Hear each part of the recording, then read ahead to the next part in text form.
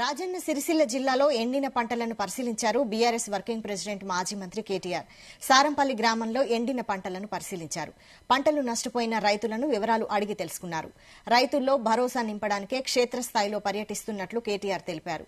ఇది కాలం తెచ్చిన కరువు కాదని కాంగ్రెస్ తెచ్చిన కరువు అని కేటీఆర్ ఆరోపించారు.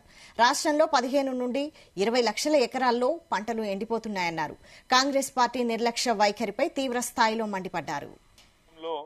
ఎక్కడెక్కడైతే ఈ రోజు కాంగ్రెస్ పార్టీ యొక్క నిర్లక్ష్య విధానాల వల్ల, కాంగ్రెస్ పార్టీ యొక్క పట్టింపు లేనితనం వల్ల ఇవాళ వ్యవసాయదారులకు, రైతులకు, పట్టదారులు కావచ్చు లేదా కౌలు రైతులు కావచ్చు, వాళ్ళు పడుతున్న ఇబ్బందులు గమనించి ఇప్పటికే 15-20 లక్షల ఎకరాల్లో ఎక్కడెక్కడైతే పంటలు ఎండిపోయినాయో ఆ రైతుల్లో భరోసా నింపడానికి, ధైర్యాన్ని ఇవ్వడానికి, అదేవిధంగా వారికి మేమున్నామని చెప్పడానికే ఈరోజు క్షేత్రస్థాయిలో మా పార్టీ నాయకులు అన్ని నియోజకవర్గాల్లో కూడా రైతుల దగ్గర పోతా ఉన్నారు, పర్యటనలు చేస్తా ఉన్నారు. అందరినీ కూడా కలిసి వారిలో ఒక భరోసా నింపే ప్రయత్నం చేస్తున్నారు. రైతులు అడగలేదు, మిమ్మల్ని ఎవరు కూడా నిజానికి డిమాండ్ చేయలేదు. మేమే డిసెంబర్ 9 నాడు అధికారంలోకి వస్తున్నాం.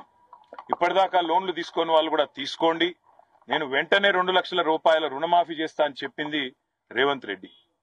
మరి ఇప్పుడు 4 నెలలైనా కూడా రుణమాఫీ అనేది కనీసం ప్రస్తావన కూడా లేని పరిస్థితి ఈరోజు రాష్ట్రంలో చూస్తా ఉన్నాం. రుణమాఫీ చేయకపోగా బ్యాంకుల ద్వారా ఇవాళ రైతులకు లీగల్ నోటీసులు ఇచ్చి మీరు కడతారా సస్తారా అని మెడ మీద కత్తి పెట్టినట్టు వ్యవహారం మరొక దిక్కు చూస్తా ఉన్నాం. ఇంకా దుర్మార్గం ఏంటంటే కేసీఆర్ గారు ఆనాడు 7,000 కోట్ల రూపాయలు తాను అధికారం నుంచి ఎలక్షన్లకు ముందు దిగిపోయే ముందు రైతుల కోసం, యాసంగి పంట కోసం 7,000 కోట్లు మరి రైతు బంధు కోసం పెట్టిపోతే ఇవాళ ఆ మొత్తాన్ని కూడా, ఆ సొమ్మును కూడా రైతులకు ఇవ్వకుండా, రైతులకు ఇప్పటి వరకు రైతు బంధు ఇవ్వకుండా కాంట్రాక్టర్ల ఖజానాలు నింపడానికి, కాంట్రాక్టర్లకు పేమెంట్లు చేయడానికి